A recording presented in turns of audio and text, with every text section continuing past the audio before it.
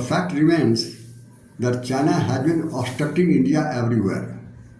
China is strategically obstructing India on border. China is geopolitically obstructing India in the United Nations. China also economically obstructing India in manufacturing, particularly in high technology sector. This is one fact. Another fact also remains. And the another fact is that China is $1 trillion trade surplus. So this is not just an economic statistics, but in fact this is geopolitical tool to harass others, obstruct others, contain others. This is a kind of tool of hegemony rather. Anyway, the question arises here, why does China do it? Why does China obstruct India? China says India is a very tough competitor of China. Even if this fact remains, that India is a tough competitor. But obstruction and containing is not the rule of competition also. Obstruction is not the rule of trade. This may be usual, not unusual. But this is unfair, this is unethical. Anyway, this is up to China to think over there. Another question here arises, how does China do it? How does China obstruct India? There are certain methods. First of all, China is investing and manufacturing everywhere in the world except India. China is discouraging companies not to make any investment and not to make manufacturing of any goods in India at least. The companies like Foxconn, the sister company of iPhone, the company like BYD, company like multinational company like Apple, the working of these companies have been slowed down here in India, particularly in their factories in Karnataka and Tamil Nadu. This is not enough. Even further you say that China has banned skilled workers to work here in India. China does not allow their skilled workers to come down to India and to work over here. And further, China also has roadblocked export of technological manufacturing equipments. China has directed their ports to slow down exports of such goods, if at all exported to India. Okay. Another question also arises. Is India a silent spectator? India is not reacting? Is India not countering it? The fact remains that India is countering it and reacting it also. The China started this kind of obstruction since 2021 during COVID period, and immediately India also started countering. First of all, India initiated the PLI scheme. PLI schemes stand for Production Linked Incentives. Production Linked Incentives. The PLI started for 4 years from 2021 to 2025. This is the last year.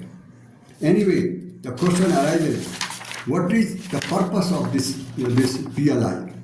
The sole purpose of PLI is to attract companies leaving China, shifting from China during COVID periods. So India had invited them that you come down to India and to make manufacturing over here. India had assured them cash incentives if at all they increase production more than 25%. For this purpose, India allotted around $23 billion as a fund. This is a fact. Anyway, it sounds nice, but the question arises here is that PLI scheme is successful or unsuccessful in terms of countering Chinese obstruction. My answer would be both. It is successful and unsuccessful also. Let's see first how it is unsuccessful. The first point is that the production has been decreased during this period. The share of manufacturing to GDP has been decreased from 14.4% to 14.3%. Number two, India is the sixth largest manufacturer in the world with $450 billion. Whereas China is concerned, China stands number one in the world with $5 trillion. India $450 billion at sixth position. China at number one position is $5 trillion. Huge difference is there. Per capita manufacturing output, India stands at $318, whereas China stands at $3,570. India is even trailing behind Vietnam in terms of electronic export. India exports only $26 billion, whereas Vietnam exports $126 billion. Here difference of $100 billion.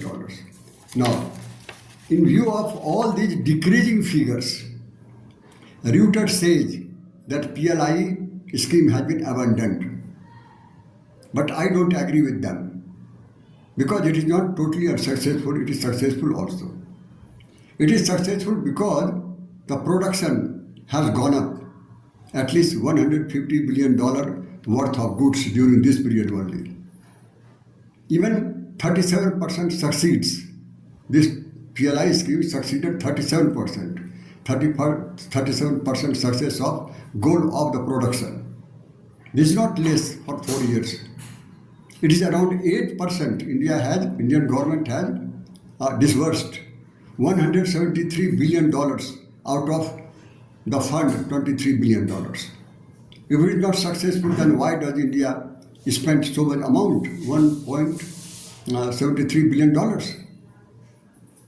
At least two companies have produced even out of beyond expectations.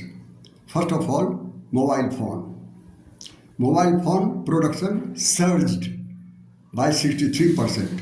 India expected only 25%, but it has produced 63%.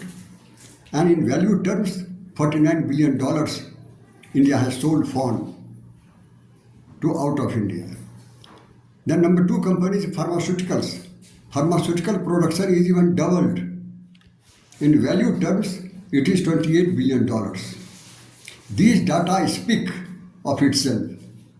Anyway, the fact remains that India has always been in a better position as regards the production is concerned from the ancient India till 1990. But after that, situation is different. Different in the sense that the fact remains that China is 14 years ahead of India in terms of economic reforms. China did it in 1978, whereas India did it in 1992. Second is, China was allied to both Soviet Union and USA. So China had the opportunity to take all technology, take all support to get manufacturing. India was non-aligned, so India had no opportunity. And therefore, China is top in the list in manufacturing. So is China known as factory of the world and manufacturing hub of the world. As regards the cost is concerned, China is the cheapest cost manufacturer in the world. How can India compete with them? Cheapest cost manufacturer. China is 5 times ahead of India in terms of GDP, total GDP, and also 5 times ahead in per capita income. Even 15% ahead of India in manufacturing output, as I said just now. Anyway, if all these facts are kept into mind, even 37% the success of PLI scheme speaks volumes. This is all about how obstruction is here on India from China sides, how India is countering from PLI scheme, how PLI scheme is successful and unsuccessful both, and how does the data speaks of itself, and even 37% of PLI scheme speaks volume of it. Thank you each and every one of you.